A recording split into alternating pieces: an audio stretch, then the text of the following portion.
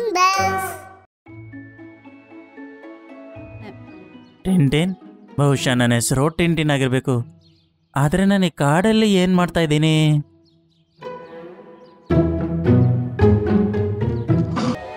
ಅಯ್ಯೋ ದೇವ್ರೆ, ಸಿಂಹ ಬಂದ್ಬಿಡ್ತು. ಟಿಂಟಿನ್ ಮತ್ತೆ ಸಣ್ಣ ಕೊಕ್ಕರೆ. ರೋಸ್ವುಡ್ ಕಾಡಲ್ಲಿ ಸುಂದರವಾದ ಬೆಳಗ್ಗೆ.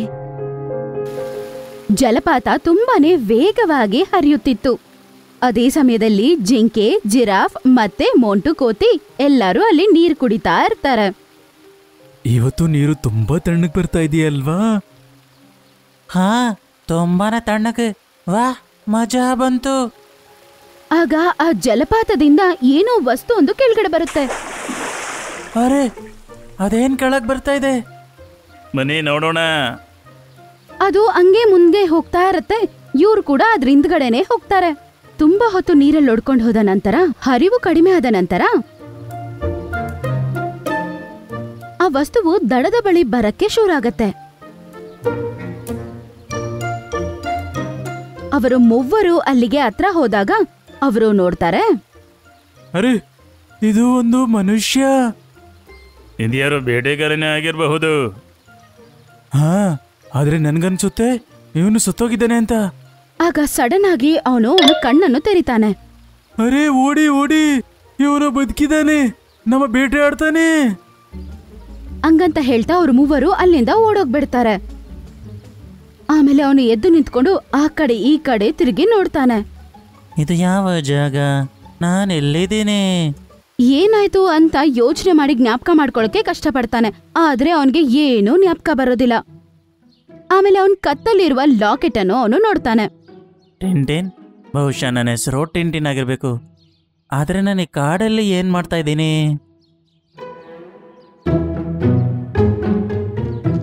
ಆಗ ಅವನಿಗೆ ಒಂದು ಶೇರಿನ ಶಬ್ದ ಕೇಳಿಸತ್ತೆ. ಅಯ್ಯೋ ದೇವ್ರೆ, ಸಿಂಹ ಬಂದ್ಬಿಡ್ತು. ಶೇರ್ನ ನೋಡಿ ಭಯಪಟ್ಕೊಂಡು ತುಂಬಾ ದೂರ ಓಡ್ತಾನೆ. ಅದು ಕೂಡ ತುಂಬಾ ವೇಗವಾಗಿ ಓಡ್ತಾನೆ. ತುಂಬಾ ದೂರ ಹೋದ ನಂತರ ಒಂದು ಜಾಗದಲ್ಲಿ ಕಲ್ಲಿನ ಮೇಲೆ ಹೋಗಿ ಕಾಲಿಟ್ಬಿಡ್ತಾನೆ. ಅವನು ಜಾರಿ ಅಲ್ಲೇ ಒಂದು ಬೆಟ್ಟದ ಮೇಲೆಯಿಂದ ಕೆಳಗಡೆ ಬೀಳ್ತಾನೆ. ಆ ಬೆಟ್ಟದ ಮಧ್ಯದಲ್ಲಿ ಒಂದು ಗೂಡಿರುತ್ತೆ. ಅದ್ರ ಒಳಗಡೆ ಒಂದು ಮೊಟ್ಟೆ ಇರುತ್ತೆ. ಟಿಂಟಿನ್ ಹಂಗೆ ಜಾರ್ತಾ ಮೇಲಿಂದ ಕೆಳಗಡೆ ಬೀಳ್ತಾ ಇರ್ತಾನೆ. ಅವನನ್ನ ಅವನ್ ಕಾಪಾಡ್ಕೊಳಕ್ಕೆ ಏನ್ ಸಿಗತ್ತೋ ಅದನ್ನ ಕೈಯಲ್ಲಿ ಎತ್ಕೋತಾನೆ. ಹಿಡ್ಕೊಳಕ್ ಪ್ರಯತ್ನ ಪಟ್ಟಾಗ ಅವನು ಅಲ್ಲೇ ಇದ್ದ ಮೊಟ್ಟೆಯನ್ನು ಕೈಯಲ್ಲಿ ಎತ್ಕೊಂಡ್ಬಿಡ್ತಾನೆ. ಆದ್ರೆ ಅವನು ಆ ಮೊಟ್ಟೆ ಸಮೇತಾನೆ ಆ ಬೆಟ್ಟದ ಮೇಲೆಯಿಂದ ಕೆಳಗಡೆ ಬೀಳ್ತಾನೆ. ದೇವರಿಗೆ ಧನ್ಯವಾದ. ನನಗೆ ಯಾವುದೇ ಹೊಡೆತ ಬಿದ್ದಿಲ್ಲ. ಮತ್ತೆ ಇದು ನನ್ನ ಕೈಯಲ್ಲಿ ಏನಿದು? ನಾನಿದನ್ನ ಯಾವುದೋ ಕಲ್ಲು ಅಂತ ಹಿಡ್ಕೊಂಡಿದ್ದೆ. ಟಿಂಟಿನ್ ಎದ್ದು ನೋಡ್ತಾನೆ. ಅವನ್ ಕೈಯಲ್ಲೀಗ ಒಂದು ಮೊಟ್ಟೆ ಇರುತ್ತೆ. ಬಹುಶಃ ಇದನ್ನ ಮೊಟ್ಟೆ ಅಂತಾರೆ. ಹಾ, ಇದು ಒಂದು ಮೊಟ್ಟೆನೇ. ಅರೆ, ಯಾರ್ ನೀನು? ಬೆಳಗ್ಗೆ ಬೆಳಗ್ಗೆ ಯಾಕಿಷ್ಟು ಶಬ್ದ ಮಾಡ್ತಾ ಇದೀಯಾ? ಒಂದು ಮೊಳ ನಿದ್ದೆಯಿಂದ ಎದ್ದೊಳುತ್ತೆ.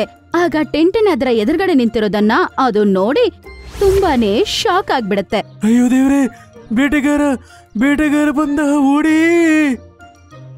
ಅದು ಕಿರ್ಚುವ ಈ ಒಂದು ಶಬ್ದವನ್ನು ಕೇಳಿಸ್ಕೊಂಡು ನರಿ, ಜಿರಾಫ್ ಮತ್ತೆ ಆನೆ ಅಲ್ಲಿಗೆ ಬರ್ತಾರೆ. ಎಲ್ಲಿದ್ದಾನೆ ಬೇಟೆಗಾರ? ಅಲ್ಲೋಡಿ ಮುಂದೆ. ಅರೆ, ನಾನು ಯಾವುದೋ ಬೇಟೆಗಾರ ಅಲ್ಲ. ಮೂವರು ಈಗ ಒಂದೇ ಸಲ ಕಿರ್ಚುತ್ತಾರೆ. ಮತ್ತೆ ವೇಗವಾಗಿ ಅಲ್ಲಿಂದ ಅವರು ಓಡ್ತಾರೆ. ಆಮೇಲೆ ಮೊಳ ಅಲ್ಲೇ ಪಕ್ಕದಲ್ಲಿ ಹೋಗಿ ಬಚ್ಚಿಟ್ಕೊಂಡ್ಬಿಡತ್ತೆ. ಈ ಪ್ರಾಣಿಗಳು ನನ್ನ ಯಾಕೆ ಬೇಟೆಗಾರ ಅನ್ಕೊಂತಾ ಇದ್ದಾರೆ? ಆ ಮೊಟ್ಟೆ ಹಂಗೆ ಅಲ್ಲಾಡಕ್ ಶುರುವಾಗತ್ತೆ. ಇದು ಹೊಡೆಯೋಕೆ ಮುಂಚೆ ನಾನು ಅದನ್ನ ಅದರ ಗೂಡಲ್ಲೇ ಇಡಬೇಕಾಗುತ್ತೆ. ಆದ್ರೆ ನಾನು ಮತ್ತೆ ಆ ಬೆಟ್ಟದ ಮೇಲೆ ಹೆಂಗೆ ಹತ್ತೋದು? ಮೊಳ ಅದರ ಮನೆಯಲ್ಲಿ ಬಚ್ಚಿಟ್ಕೊಂಡು ಏನೇ ನಡೆಯುತ್ತೆ ಎಲ್ಲ ನೋಡ್ತಾ ಇರತ್ತೆ. ಒಂದ್ ವೇಳೆ ಇನ್ನು ಬೇಟೆಗಾರ ಆದ್ರೆ ಇವನ ಹತ್ರ ಯಾವುದೇ ಆಯುಧ ಇಲ್ಲ, ಯಾಕೆ? ಆ ಮೊಟ್ಟೆ ಮತ್ತೆ ಅಲ್ಲಾಡತ್ತೆ. ಒಂದೇ ಸಲ ಅದು ಒಡೆದೋಗುತ್ತೆ. ಅದ್ರ ಒಳಗಡೆ ಕೊಕ್ಕರೆ ಒಂದು ಚಿಕ್ಕ ಮರಿ ಇರತ್ತೆ. ವಾ, ಎಷ್ಟು ಮುದ್ದಾಗಿದೆ. ಮಗು ಅದರ ಚಿಕ್ಕ ಚಿಕ್ಕ ಕಣ್ಣನ್ನು ತೆಗೆದು ನೋಡತ್ತೆ. ಆಗ ಅದ್ರ ಎದುರುಗಡೆ ಟಿಂಟಿನ್ ಇರ್ತಾನೆ. ಇಬ್ರು ಒಬ್ರನ್ನೊಬ್ರು ನಡ್ಕೋತಾರೆ. ಆಮೇಲೆ ಆ ಕೊಕ್ಕರೆಯ ಮಗು ಬೇಗ ಟಿಂಟಿನ್ ಕಾಲತ್ರ ಹೋಗಿ ಅಪ್ಪ. ನಾನು ಅಪ್ಪನಾ? ಟಿಂಟಿನ್ ಅದರ ಸುಂದರವಾದ ಮುಖವನ್ನು ನೋಡ್ತಾನೆ.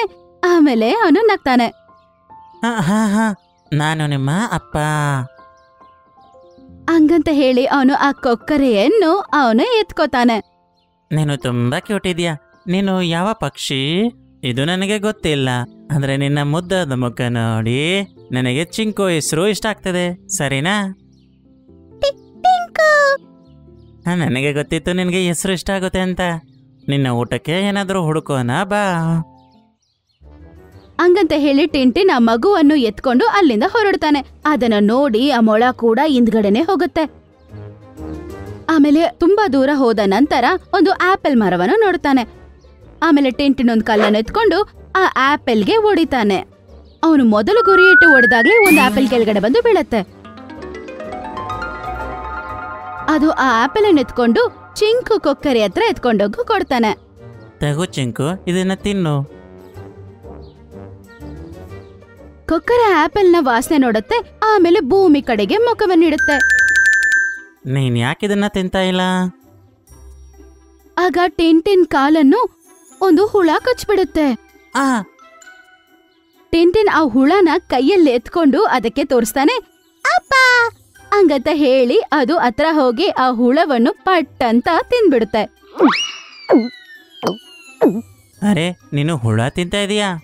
ಅದನ್ನ ನೋಡಿ ಟಿಂಟಿನ್ ಮುಖದಲ್ಲಿ ಸಂತೋಷ ತುಂಬೋಗ್ಬಿಡುತ್ತೆ. ಬಹುಶಃ ಈ ಭೂಮಿಯಲ್ಲಿ ಇನ್ನೂ ಹುಳ ಇರುತ್ತೆ. ಆಮೇಲೆ ಅವನು ಒಂದು ಕಟ್ಟಿಗೆ ಎತ್ಕೊಂಡು ಕೆಳಗಡೆ ಭೂಮಿಯನ್ನ ಚುಚ್ಚಿ ಹಳ್ಳ ಮಾಡಕ್ ಶುರು ಮಾಡ್ತಾನೆ.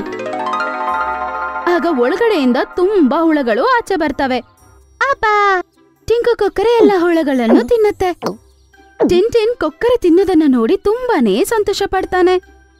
ಆಮೇಲೆ ಕೊಕ್ಕರೆ ಅವರ ಮುಂದೆ ಬರುತ್ತೆ. ಅರೆ, ನೀನು ಮೊಲ ಅಲ್ವಾ? ಹಾ, ನನ್ನ ಹೆಸರು ರ್ಯಾಬಿಟು. ನೀನನ್ನ ಬೇಟೆಗಾರ ಅನ್ಕೊಳ್ಳಲ್ವಾ? ಅನ್ಕೊಂಡಿದ್ದೆ, ಆದ್ರೆ ಯಾವ ರೀತಿಯಲ್ಲಿ ನೀನು ಮಗುವಿನ ಗಮನ ಹರಿಸ್ತಾ ಇದೀಯಾ?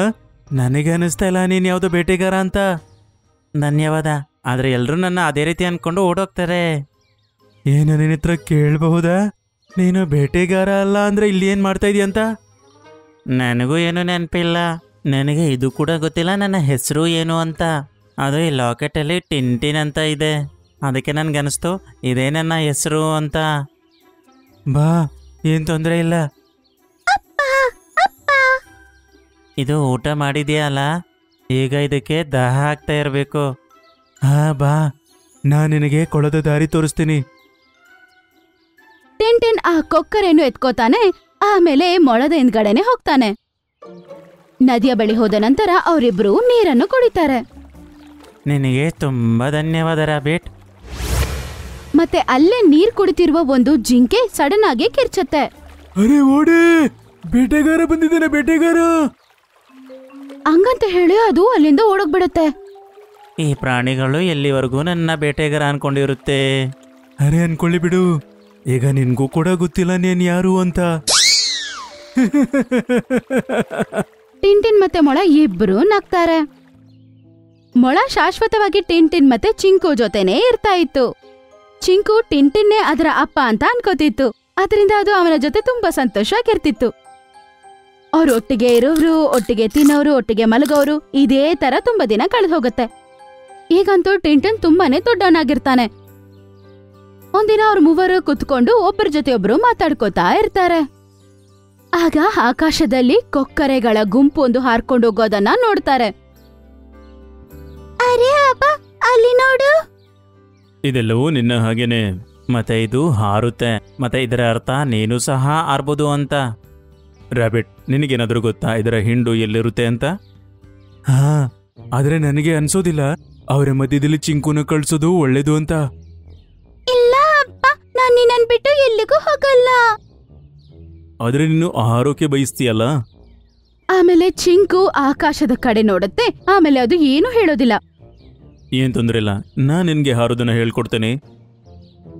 ಹಂಗಂತ ಹೇಳಿ ಟಿಂಟಿನ್ ಚಿಂಕುನ ಎತ್ಕೊಂಡು ಅವನ ಮೇಲೆ ಕೂರ್ಸ್ಕೊತಾನೆ. ಈಗ ಹೇಗೆ ನಾನು ಓಡಕ್ ಶುರು ಮಾಡ್ತೀನಿ, ನೀ ನಿನ್ನ ರೆಕ್ಕನ ಜೋರಾಗಿ ಹೊಡಿಬೇಕು. ಹಂಗಂತ ಚಿಂಕಿ ಸರಿ ಅಂತ ತಲೆ ಅಲ್ಲಾಡ್ಸತ್ತೆ. ಟಿಂಟಿನ್ ಓಡಕ್ಕೆ ಶುರು ಮಾಡ್ತಾನೆ. ಅವ್ರ ಹಿಂದ್ಗಡೆ ಮೊಳ ಕೂಡ ಓಡ್ತಾ ಇರತ್ತೆ. ಅಪ್ಪ, ತುಂಬಾ ಗಾಳಿ ಬರ್ತಾ ಇದೆ. ನಿನ್ನ ರೆಕ್ಕೆನ ಹಾರ್ಸು. ಚಿಂಕು ಅದರ ರೆಕ್ಕೆಗಳನ್ನು ಅಲ್ಲಾಡ್ಸಕ್ಕೆ ಶುರು ಮಾಡುತ್ತೆ. ಸ್ವಲ್ಪ ಹೊತ್ತಲ್ಲೇ ಅದು ಆಕಾಶದಲ್ಲಿ ಹಾರಕ್ಕೆ ಶುರು ಮಾಡ್ಬಿಡುತ್ತೆ. ಅರೆ ಅಪ್ಪ, ನೋಡಿದ್ಯಾ ನಾನು ಎಷ್ಟು ಚೆನ್ನಾಗಿ ಹಾರ್ತಿದ್ದೀನಿ. ಈಗ ಚಿಂಕು ಹಾರ್ತಾ ಮಾತಾಡ್ತಾ ಇರ್ತಾನೆ. ಅದು ಹಾರೋದನ್ನ ನೋಡಿದ ಟಿನ್ಟಿನ್ಗೆ ತುಂಬಾನೇ ಸಂತೋಷ ಆಗತ್ತೆ. ಆದ್ರೆ ಆಗ ಅರೆ ವಾ, ಒಂದು ಕೊಕ್ಕರೆ, ಅದು ಇಷ್ಟೊಂದು ತಾಜಾ. ಒಂದು ಹದ್ದು ಅದನ್ನ ನೋಡ್ಬಿಡುತ್ತೆ. ಚಿಂಕು, ತಪ್ಪಿಸ್ಕೋ. ಹದ್ದು ಚಿಂಕು ಹಿಂದ್ಗಡೆನೆ ಹೋಗುತ್ತೆ. ಚಿಂಕು ಅದನ್ನ ನೋಡಿ ಭಯ ಪಟ್ಕೊಂಡು ವೇಗವಾಗಿ ಹಾರಕ್ಕೆ ಶುರು ಮಾಡುತ್ತೆ. ಹದ್ದು ತುಂಬಾ ಜೋರಾಗಿ ಹಾರ್ತಾ ಇದೆ. ಚಿಂಕು ಅದರಿಂದ ತಪ್ಪಿಸ್ಕೊಳಕ್ಕಾಗೋದಿಲ್ಲ. ಹಂಗಂತ ಹೇಳಿ ಟಿಂಟಿನ್ ಕೈಯಲ್ಲಿ ಒಂದು ಕಲ್ಲನ್ನ ಎತ್ಕೋತಾನೆ. ಅವನು ಚಿಂಕುನ ಹಿಡ್ಕೊಂತ ಇದ್ದಾನೆ. ಟಿಂಟಿನ್ ಸರಿಯಾಗಿ ಆ ಹದ್ದಿಗೆ ಗುರಿ ಇಡ್ತಾನೆ. ಆಮೇಲೆ ಕರೆಕ್ಟ್ ಆಗಿ ಹದ್ದು ಚಿಂಕು ಹತ್ರ ಹೋಗ್ತಾ ಇಲ್ವೋ ಆಗ ಕಲ್ಲು ಹೋಗಿ ಬೀಳುತ್ತೆ. ಆಮೇಲೆ ದೂರ ಹೋಗಿ ಬೀಳುತ್ತೆ. ಅಪ್ಪ! ಆಮೇಲೆ ಚಿಂಕು ಕೆಳಗಡೆ ಬರುತ್ತೆ. ಮತ್ತೆ ಟಿಂಟಿನ್ ಮತ್ತೆ ಅದನ್ನ ಎತ್ಕೊಂಡ್ಬಿಡ್ತಾನೆ.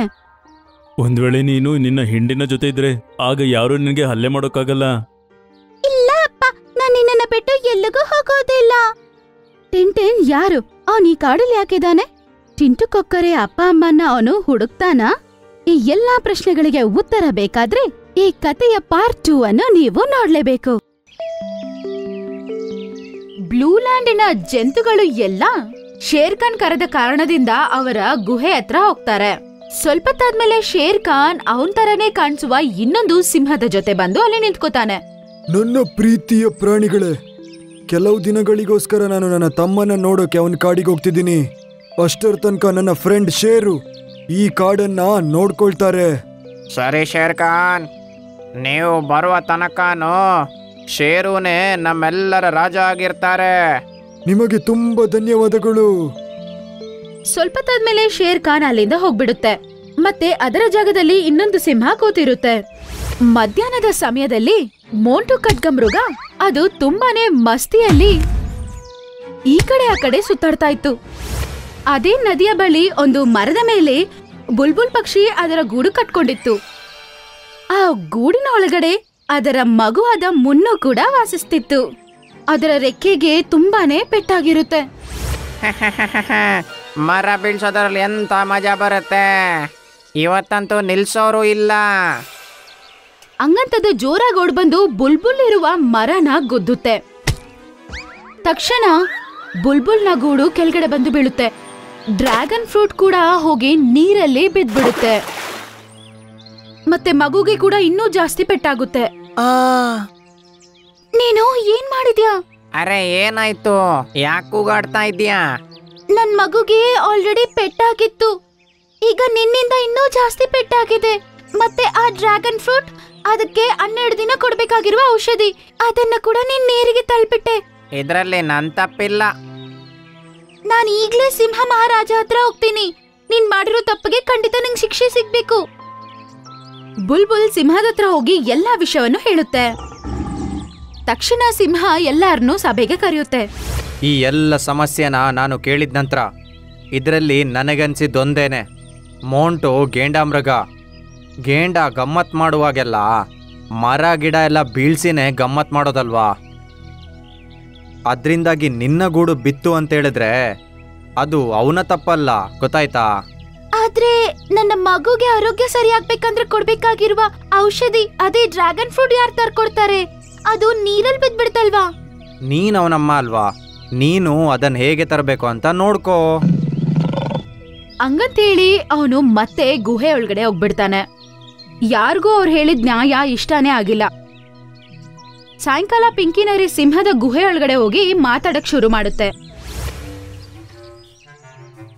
ಸಿಂಹ ಮಹಾರಾಜ, ಕಾಡಿನ ಜವಾಬ್ದಾರಿ ನೀವ್ ಯಾವಾಗಿಂದ ತಗೊಂಡಿದ್ದೀರೋ ಆವಾಗಿಂದ ಜಂತುಗಳೆಲ್ಲ ತುಂಬಾ ಸಂತೋಷವಾಗಿದೆ. ನಾನು ನಿಮ್ ತರಾನೇ ತುಂಬಾ ಬುದ್ಧಿವಂತೆ ಆಗ್ಬೇಕು.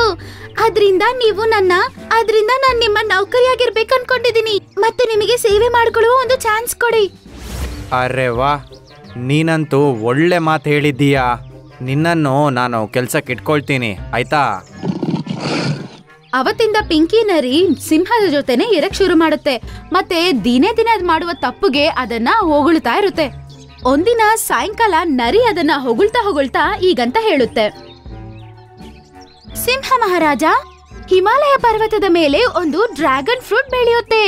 ಅದನ್ನ ಯಾವ ಜಂತು ತಿನ್ನುತ್ತೋ ಆ ಜಂತು ಇರೋದ್ರಲ್ಲೇ ತುಂಬಾ ಶಕ್ತಿವಂತ ಮತ್ತು ಬಲವಂತ ಆಗುತ್ತೆ.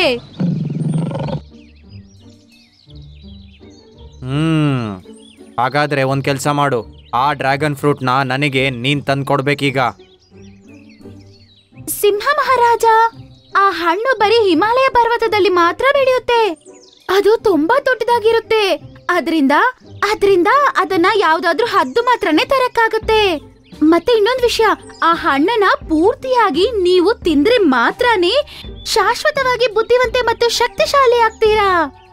ಆದ್ರೆ ಸ್ವಲ್ಪ ಕೂಡ ಬೇರೆ ಯಾವ್ದಾದ್ರೂ ಜಂತು ತಿನ್ಬಿಟ್ರೆ ಅದನ್ನ ನೀವು ತಿಂದ್ರೂ ಕೂಡ ಉಪಯೋಗ ಇಲ್ಲದೆ ಹೋಗ್ಬಿಡುತ್ತೆ.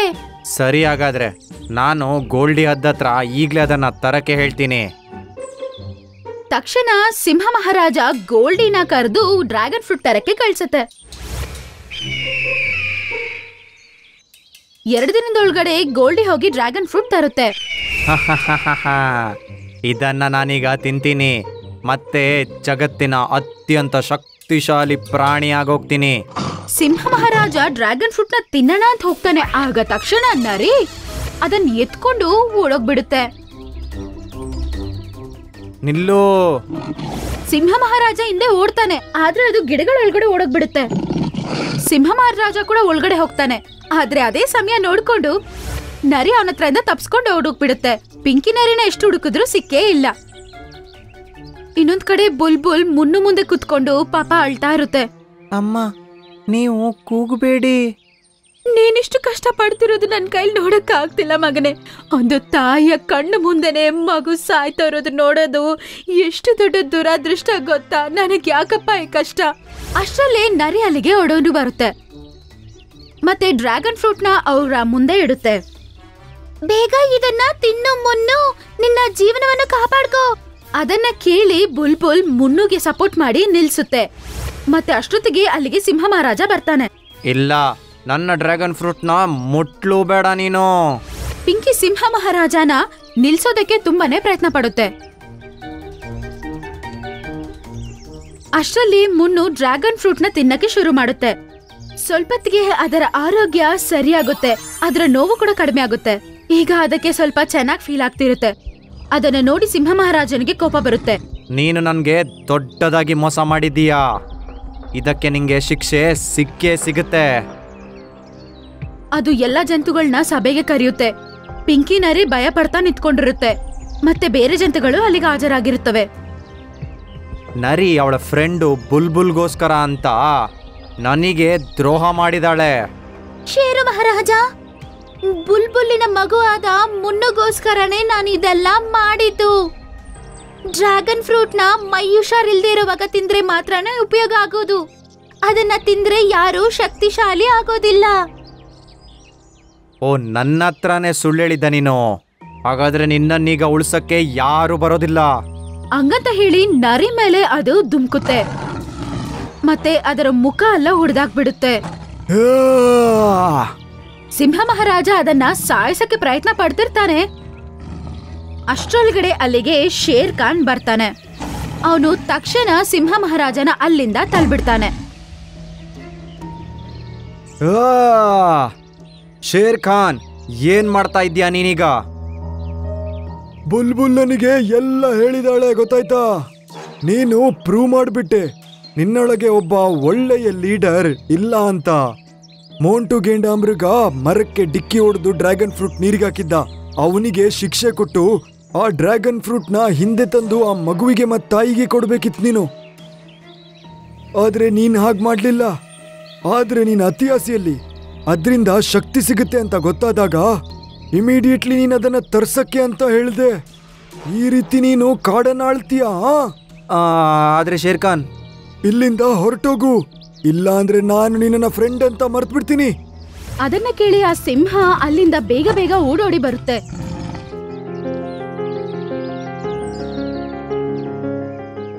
ನನ್ನ ಪ್ರೀತಿಯ ಪ್ರಾಣಿಗಳೇ, ಶೇರುವಿಂದಾಗಿ ನಿಮಗೆಲ್ರಿಗೂ ತೊಂದರೆ ಆಗಿದೆ. ಅದಕ್ಕೆ ನಾನ್ ಸಾರಿ ಕೇಳ್ತಾ ಇದ್ದೀನಿ. ನಾನೆಲ್ಲಾದ್ರೂ ಹೋದ್ರೆ ಇನ್ ಮುಂದೆ ಪಿಂಕಿ ನರಿನೇ ರಾಜ್ಯನ ನೋಡ್ಕೊಳ್ಳೋ ಹಾಗೆ ಮಾಡ್ತೀನಿ. ಅದನ್ನ ಕೇಳಿಸ್ಕೊಂಡು ಎಲ್ಲ ಜಂತುಗಳು ತುಂಬಾ ಸಂತೋಷ ಪಡ್ತವೆ. ಮತ್ತೆ ಎಲ್ಲರೂ ಪಿಂಕಿ ನರಿನ ಹೊಗಳ್ತಾರೆ. ಅದರ ನಂತರ ದಿನ ಡ್ರ್ಯಾಗನ್ ಫ್ರೂಟ್ನ ತಿಂತ ಮುನ್ನು ತುಂಬಾನೇ ಆರೋಗ್ಯವಾಗಿ ಬದಲಾಗುತ್ತೆ.